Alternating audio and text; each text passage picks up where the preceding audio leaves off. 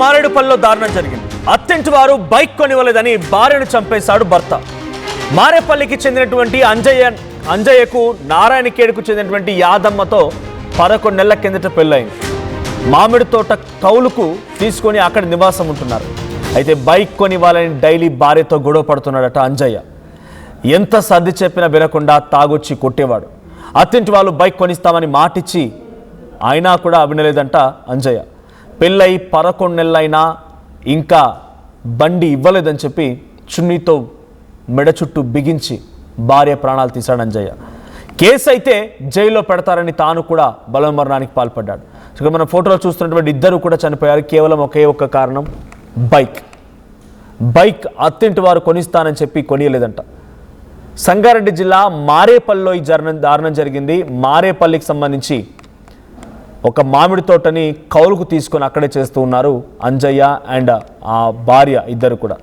నారాయణఖేడ్కి సంబంధించిన అంజయ్య, యాదమ్మ ఇద్దరు 11 నెలల కిందట పెళ్లి చేసుకున్నారు. చూడడానికి చాలా చక్కగా ఉన్నారు. చూడండి, వెరీ యంగ్ కపుల్ అని చెప్పాలి. తోట ఏదో కౌలుకు తీసుకున్నారంట. చక్కగా వ్యాపారం చేసుకొని ఏదో ఉన్నదో లేదో సర్ది పెట్టుకుంటే బాగుండేది. కానీ అత్తింటి వాళ్ళు బైక్ కొనిస్తా అని చెప్పి మాటిచ్చారంట. 11 నెలలైనా బైక్ కొనిస్తలేరని చెప్పి రోజు భార్యతో గొడవే, ప్రతిరోజు గొడవే భార్యతో.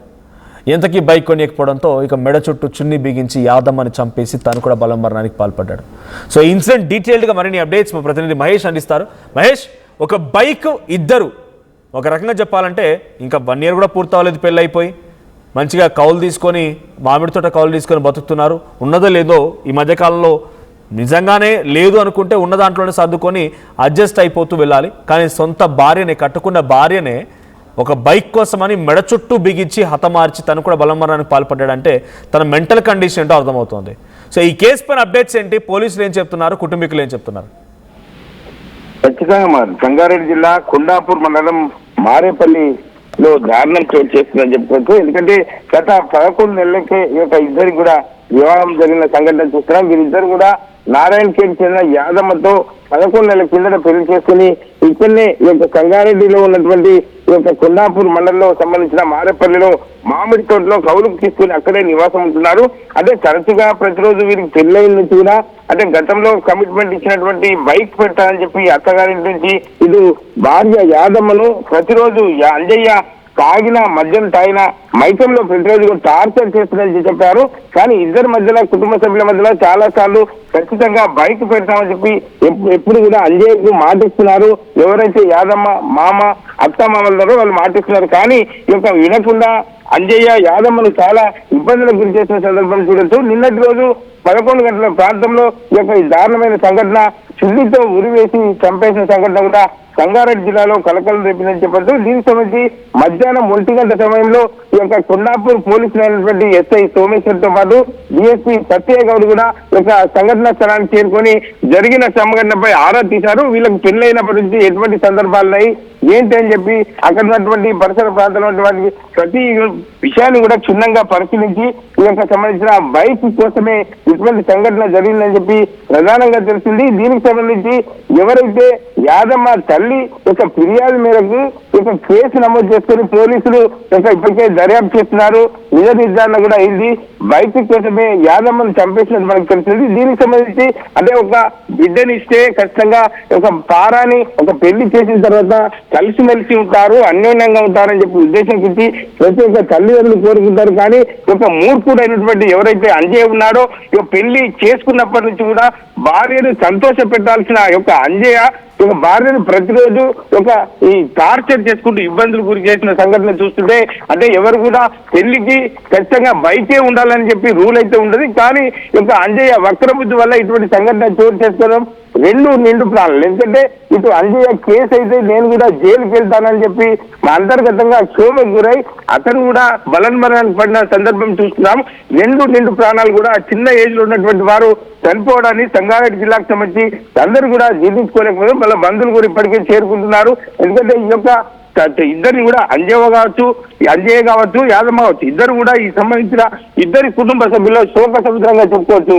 మనోజ్, రైట్, ఏకంగా ఒక బండి కోసమే అంటే బైక్ అత్తింటి వారు కొనియలేదని చెప్పే భార్యపై ఇంత దారుణంగా హతమార్చినటువంటి అంజయ్య మానసిక పరిస్థితి ఎలా ఉండేది?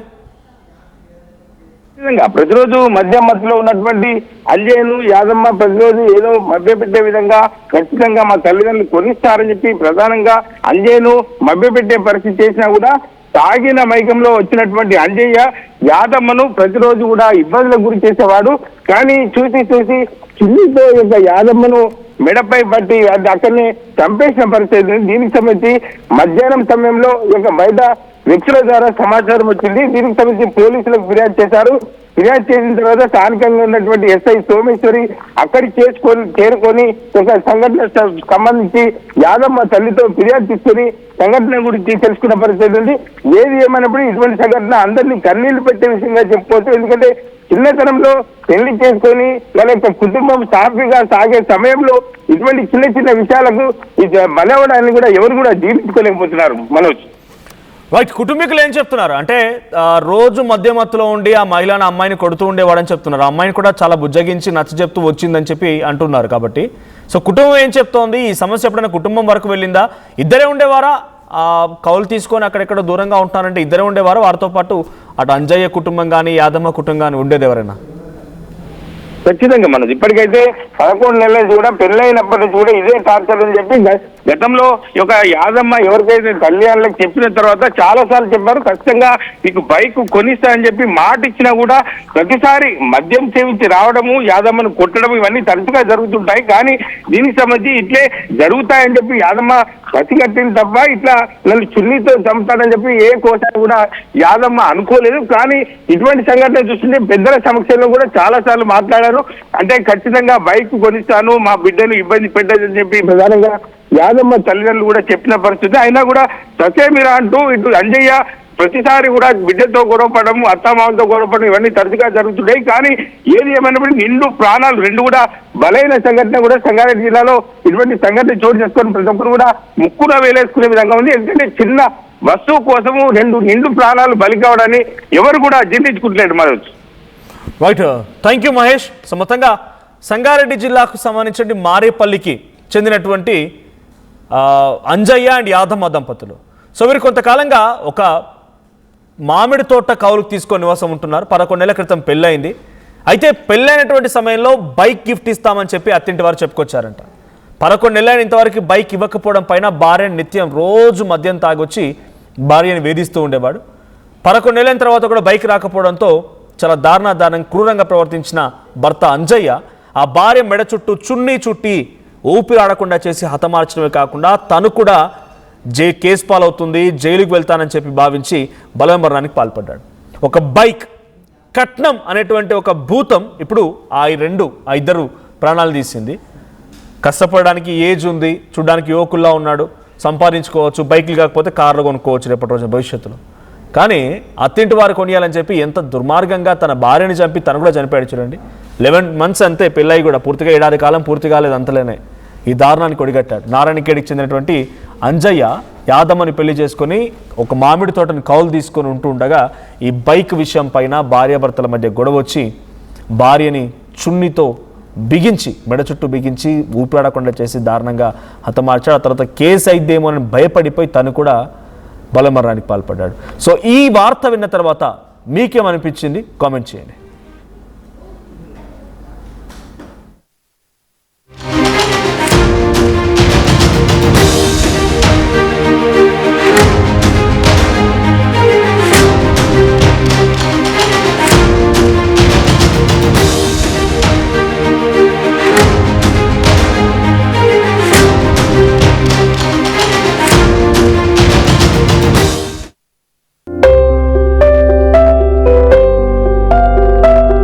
చిన్న చిన్న ఆనందాలు 35 ఏళ్లుగా నా జీవితంలో లేవు. 35 ఏళ్లుగా నేను డైపర్లలో బ్రతికాను. 6 సెంటీమీటర్ల ఫిస్టులా నా మూత్రాశయంలో లీక్ కారణమైంది. ఎవరూ నాకు సహాయం చేయలేకపోయారు. ఏఐఎన్యూలో వైద్యులను కలిసే వరకు అక్కడ వారు రోబోటిక్ శస్త్రచికిత్సతో నాకు పరిష్కారం ఇచ్చారు. వారు నా ఆత్మవిశ్వాసాన్ని కూడా తిరిగిచ్చారు. Precision care makes it possible. The Center for Robotic Surgery at AINU